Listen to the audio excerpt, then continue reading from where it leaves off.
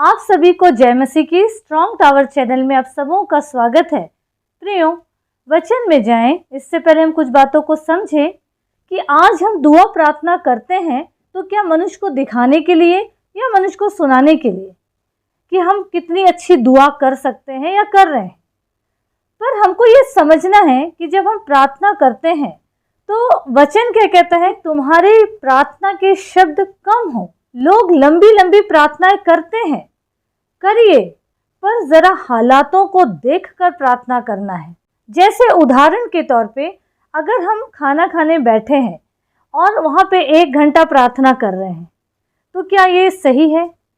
या कहा जाए अगर हम प्रभु के चरणों में हैं, अकेले हैं और प्रार्थना के लिए बैठे हैं, प्रभु से बातचीत करना चाहते हैं और 5-7 मिनट में उठ गए, तो क्या हम कुछ प्राप्त करेंगे? कभी नहीं, सारी बातें व्यर्थ हो जाएंगी।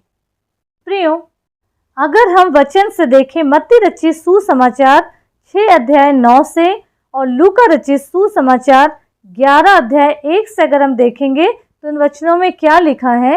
मत्ती रचित सुसमाचार 6 अध्याय में लिखा है, जब यीशु मसीह अपने चेलों को दुआ सिखा रहे थे तो उन्होंने क्या कहा। 9 पद से लिखा है, सो तुम इस रीति से प्रार्थना किया करो, हे हमारे पिता, तू जो स्वर्ग में है, तेरा नाम पवित्र माना जाए, तेरा राज आए, तेरी इच्छा जैसे स्वर्ग में पूरी होती है वैसे पृथ्वी पर भी हो। हमारे दिन भर की रोटी आज हमें दे, और जिस प्रकार हमने अपने अपराधियों को क्षमा किया वैसे ही तू हमारे अपराध क्षमा कर, और हमें परीक्षा में न ला परंतु बुराई से बचा, क्योंकि राज, पराक्रम और महिमा सदा तेरे हैं।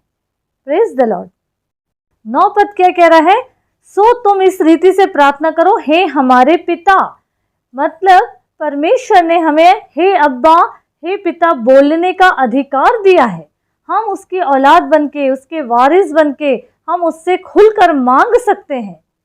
वचन कहता है, तेरा राज्य आए, तेरी इच्छा जैसे स्वर्ग में पूरी होती वैसे पृथ्वी पर भी हो।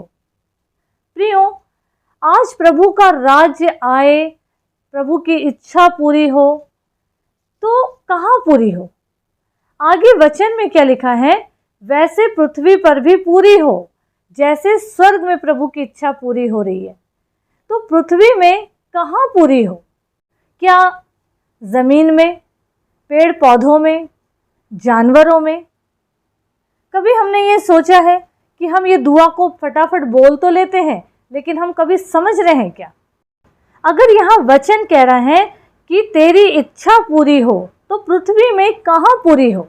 आज हम ये समझें कि आज हमारे जीवन में, हमारे परिवार में, हमारे रिश्तेदारों में, पड़ोसियों में, हमारे क्षेत्र में, देश देश में, राज में, हर क्षण, हर पल, हर लम्हा प्रभु यीशु का नाम पवित्र माना जाए, प्रभु यीशु का राज आए और प्रभु यीशु मसीह की ही इच्छा पूरी हो जाए।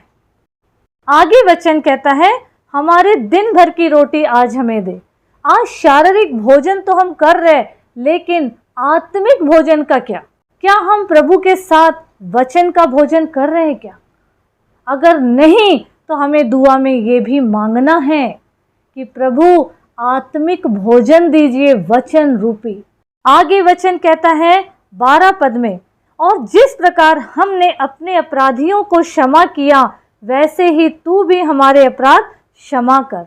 तो एक बात बताइए या एक बात सोचिए, क्या आज हम अपने अपराधियों को क्षमा कर रहे हैं क्या? तो फिर हम अपने अपराधों की क्षमा की कैसे उम्मीद प्रभु से लगा सकते हैं? आज हम दुआ में बैठकर अगर इन शब्दों को बोल रहे हैं प्रियो, तो आज हम खुल्लम खुल्ला प्रभु से झूठ बोल रहे हैं कि हमने अपने अपराधियों को क्षमा किया है। तो अगर हमें अपने अपराधों की क्षमा प्राप्ति करना है, क्षमा चाहते हैं कि हमारे अपराध क्षमा हो, अगर हम चाह रहे हैं कि हमारी बुराइयां, पाप, अपराध क्षमा हो, हमें भी दूसरों के अपराध को क्षमा करना पड़ेगा। आगे वचन कहता है 13 में, और हमें परीक्षा में ना ला परंतु बुराई से बचा। प्रियो, हमको यहाँ ये समझना है कि अगर हम बुराई में घुसे रहेंगे, बुराई में चलते रहेंगे, तो परीक्षाओं में पड़ते रहेंगे, विपत्ति भोगते रहेंगे, हर आने वाली आपदाओं का सामना करते रहना पड़ेगा। लेकिन अगर इन वचनों को जो प्रभु यीशु मसीह ने हमें दिए, सिखाए हैं, उन वचनों के आधार पर अगर हम ढल रहे हैं और उसको समझ के प्रभु के चरणों में आ रहे हैं, दुआ कर रहे हैं, तो ये मानकर चलिए कि हमारी दुआएं ज़रूर कबूल होगी। हमको ये समझना है, अगर हम प्रभु के चरणों में आत्मा से, सच्चाई से आएंगे तो हमारी दुआएं कबूल की जाएंगी। प्रियो, दुआ करते वक्त हमें सिचुएशन को समझकर दुआ करना सीखना है। पवित्र आत्मा के माध्यम से हमें दुआ करना सीखना है प्रियो, उसके गाइड में रहना है। और अगर हम नहीं समझे तो सुबह उठने से लेकर रात को सोने तक सिर्फ हे हमारे पिता और हे हमारे पिता ही करते रहेंगे। इसलिए प्रभु यीशु के वचन को समझें प्रियो, और समझकर उसके अनुसार ढलें और हर पल प्रभु की महिमा का कारण बने और उसके राज के फैलाव की वजह बनते चले जाएं। प्रभु यीशु मसीह इन वचनों के द्वारा हर एक को बहुतायत की आशीष दे। आमीन आमीन। प्रियो, अगर आप लोगों को मेरे वीडियोस अच्छे लगते हैं और आप लोग मेरे वीडियोस देखना चाहते हो तो आपके अपने इस चैनल को सब्सक्राइब कीजिए और साथ में दिए गए बेल आइकन को ज़रूर प्रेस कीजिए। प्रभु आप सभी को बहुतायत की आशीष दे।